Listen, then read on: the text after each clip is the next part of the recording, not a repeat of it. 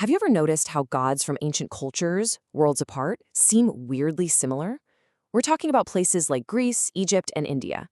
In this explainer, we're going to pull on a thread of evidence that suggests these connections are no coincidence.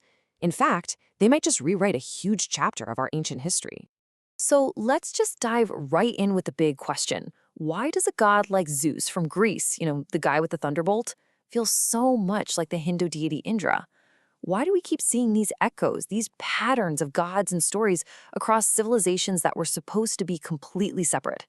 It's a puzzle that's stumped historians for ages, and today, we're going to look for the answer.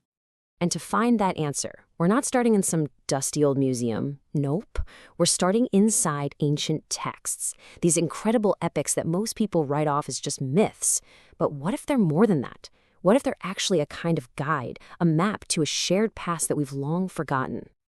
All right, our first clue comes from doing something pretty cool, treating ancient literature like an actual literal map. The thinking here is simple. If the places described in epic poems like the Mahabharata actually match up with the real world, then hey, maybe the stories about the people in them have some truth to them too. Check this out. This quote is from the Mahabharata, one of the longest epic poems in history. And notice, it's not vague at all. It's giving us super specific geographical details. It's basically laying out a map of the world as its writers knew it, and that gives us a real, solid place to start digging. And here's where it gets really interesting. When we start translating these ancient names, these supposedly mythical places line up perfectly with real-world geography. Meru Parvat isn't some fantasy mountain. It's the Pamir Mountains in Central Asia. And Jambudvipa, well, that describes the whole greater South Asian region. I mean, this just seals the deal. These texts weren't describing fantasy worlds. The Vishnu Purana gives us this crystal-clear definition of Bharatvarsha, the land between the snowy mountains, the Himalayas, and the ocean. They were describing their home. They were describing the Indian peninsula. The map is real. So, okay, if the geography is real, what about the people? A real map suggests real travelers, right? And this brings us to the great human journey and a huge debate in ancient history about how people, and more importantly, their ideas, spread all over the world. For the longest time, the story everyone accepted was the Aryan invasion theory. Basically, the idea was that culture was brought into India by nomadic tribes from Central Asia. But guess what? New discoveries, especially in archaeology and genetics, are starting to paint a totally different picture. A story of migration out of India. Now, to really figure this out, we have to go deeper than old texts and broken pottery. We have to look at the science, at the clues hidden right inside our own DNA. And this investigation led researchers to an incredible ancient site in India. The big scientific bombshell dropped in 2019 with findings from a place called Rocky Garhi. Now, this wasn't just any old dig. This is a massive city from the Indus Valley civilization, one of the oldest, most advanced urban cultures in the entire ancient world, right up there with Egypt and Mesopotamia. The way they pieced this together was just brilliant. First, archaeologists found a complete human skeleton. Then, carbon dating told them it was about 4,500 years old. And then, scientists pulled off a miracle. They were able to successfully extract ancient DNA from it. That's like getting a perfect, readable message from the distant past. Okay, before we get to the jaw-dropping results, we need to quickly understand one concept, the haplogroup. Just think of it like a genetic postcode. It's a specific marker in our DNA that lets scientists trace our ancestry way, way back, thousands of years across entire continents. So the analysis of that DNA from Rocky Gatti revealed something that turned history on its head.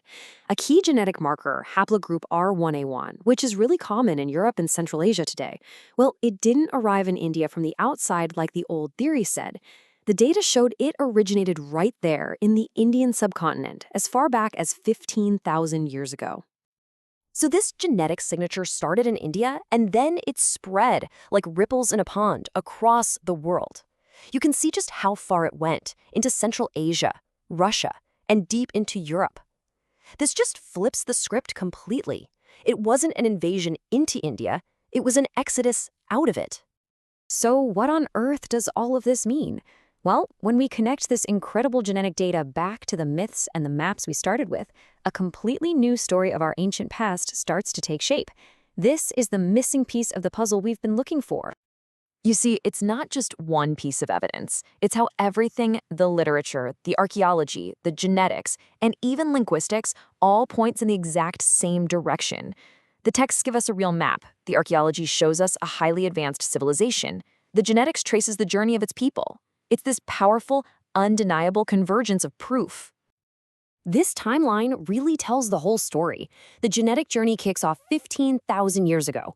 Then, over thousands of years, as people migrated out from the subcontinent, they didn't just carry their genes, they carried their culture, their traditions, and yeah, the seeds of their mythologies, which eventually grew into new forms in places like Greece and Egypt. So, what this all suggests is that the connection between these ancient gods isn't a coincidence at all. It's not just random chance. It seems to be a shared inheritance, a kind of ancestral memory that echoed across civilizations, passed down through this incredible ancient migration. And that leaves us with one last, really provocative thought. We've just seen how a single scientific discovery can completely rewrite a fundamental story about our ancient past. It just makes you wonder, right? What other long-held truths about our shared human history are just waiting for the right clue to be completely transformed? What else don't we know?